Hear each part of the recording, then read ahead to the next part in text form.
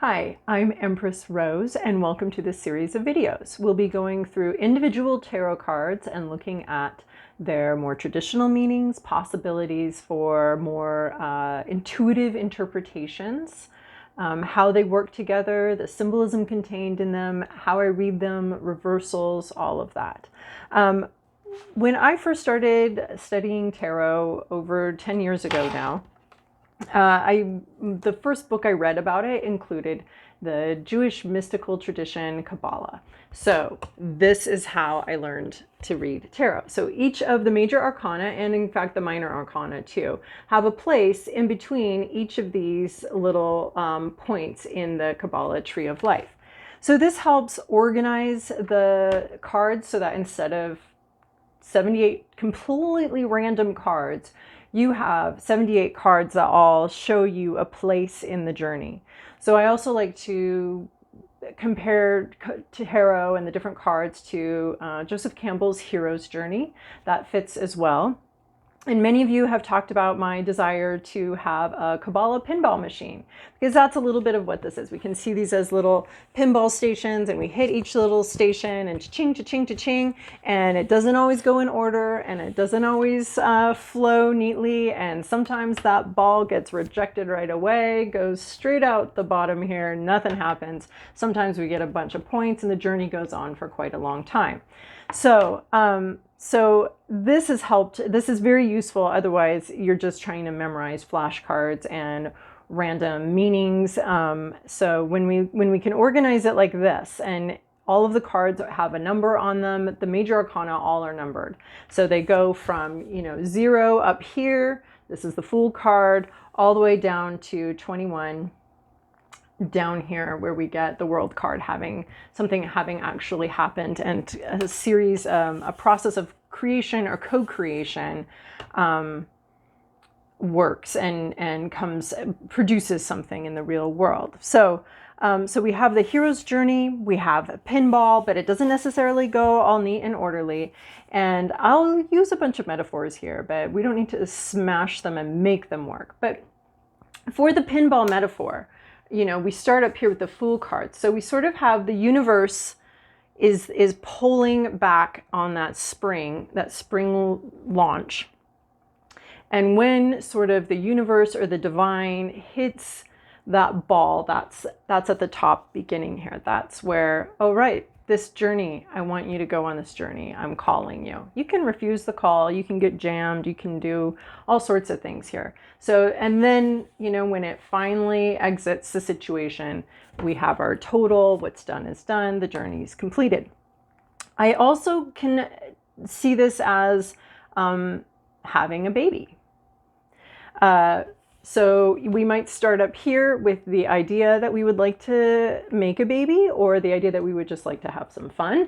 And then here is where we're actually holding the baby. And you can almost see this as like a gestational womb-like thing. And then here's the actual difficult bringing of the baby, usually a 9. And then we have the completion, the holding the baby, or the completion of the cycle. So 10 is usually a completion. It's entered the world, and the work so far is done.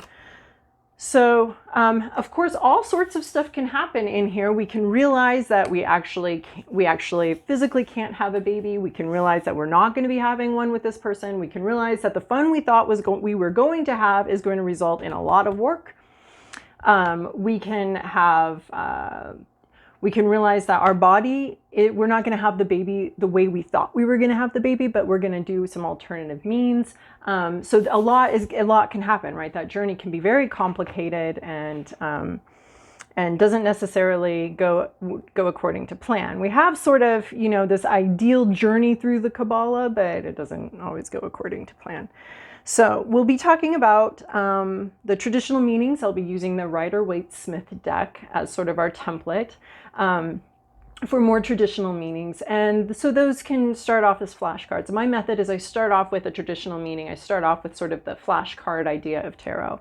And then from there, I start getting more intuitive hits, different things, images jump out at me, different things start combining as I'm reading and as I'm kind of in that flow and flowing with the card.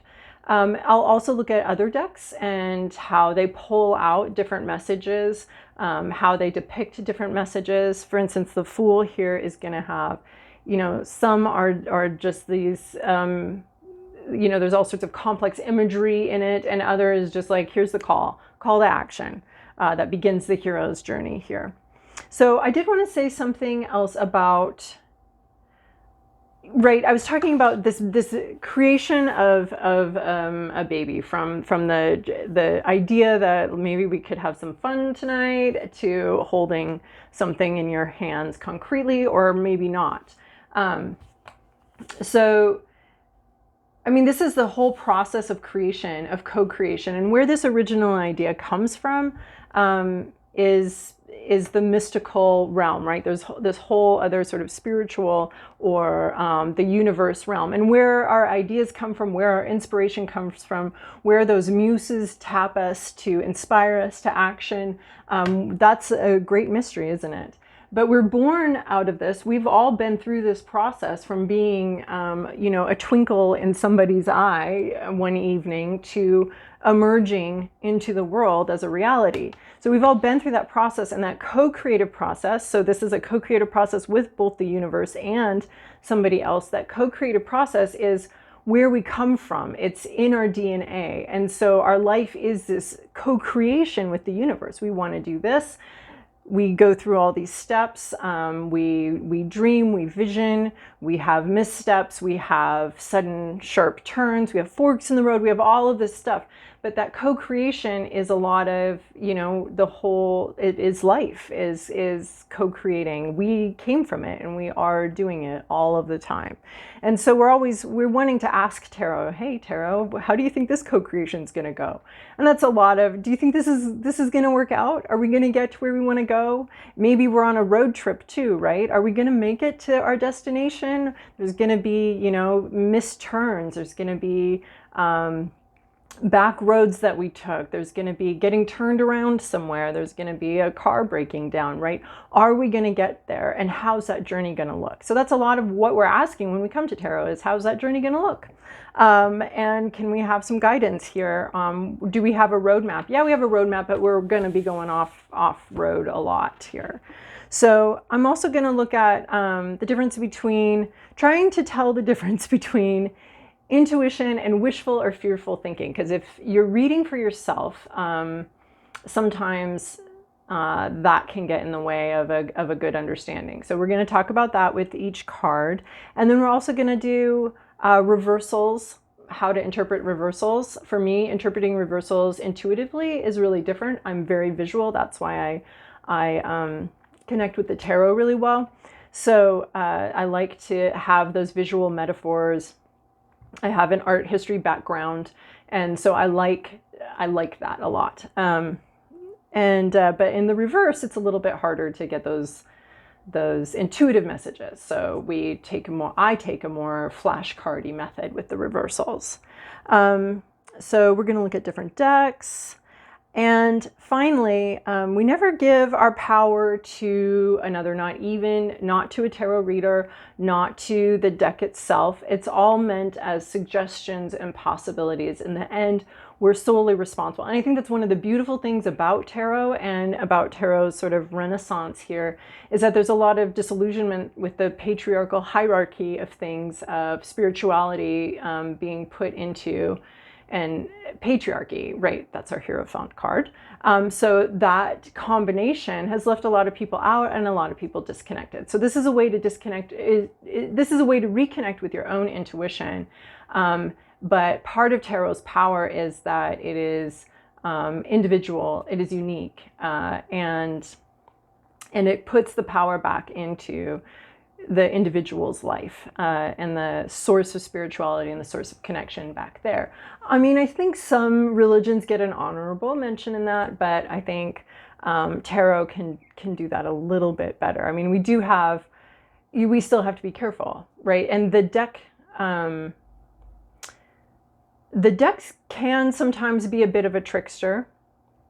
So you just need to be aware that you're the one responsible for your life in the end. The deck can give you some guidance, give you some ideas, and it's used best that way rather than, you know, tell me what to do. Okay, I'll tell you what to do. You know, so approaching tarot from a place of security, from a place of trusting yourself above all else, from a place of feeling better. I mean, you can come to tarot with, I guess, a little bit of panic, but not all the time. There's also a really good, you know, setting an intention before you start, the spiritual practice of cleansing your cards, and